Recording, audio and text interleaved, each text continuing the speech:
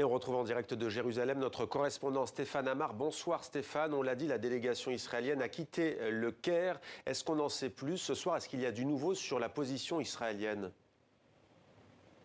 Alors Benjamin Netanyahou a annoncé en fin d'après-midi qu'il ne renverrait pas de délégation au Caire.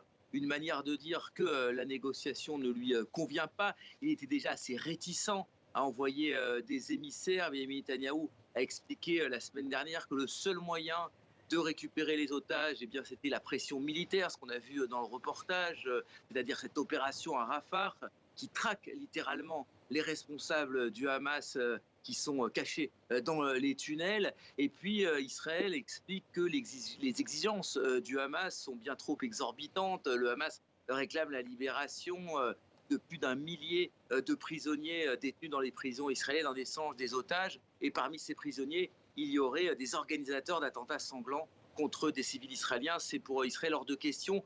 Aux dernières nouvelles de la délégation israélienne, les Israéliens exigeraient la libération de 3 prisonniers palestiniens pour un otage israélien et non plus un ratio de 1 à 100 comme ça a pu être évoqué dans le passé.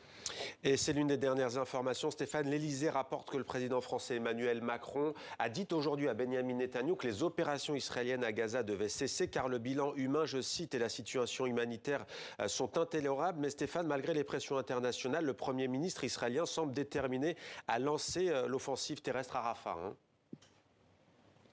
Oui, absolument. Lui et tout le cabinet de guerre, qui, il faut le rappeler, rassemble un spectre assez large de l'échiquier politique israélien, puisqu'il y a des centristes également, en la personne de Benny Gantz. Mais il y a sur ce point une unanimité. Maintenant qu'Israël a réalisé tout ça depuis 4 mois, depuis le début de déclenchement de cette opération, eh bien, c'est la dernière phase qu'il faut terminer selon les autorités israéliennes, puisque c'est à Rafah que seraient eh bien, les derniers bataillons du Hamas. 3 bataillons, disent les services de sécurité israéliens, que les Israéliens veulent soumettre et forcer donc à libérer les otages. Pour l'instant, il n'y a pas en Israël, malgré les pressions internationales qui, vous le disiez, sont nombreuses. Il y a Emmanuel Macron, mais également les Américains qui demandent à Israël au moins de préserver au maximum les civils, malgré toutes ces mises en garde. Les Israéliens ce soir semblent déterminés à aller jusqu'au bout de cette opération à Rafah, dans le sud de la bande de Gaza.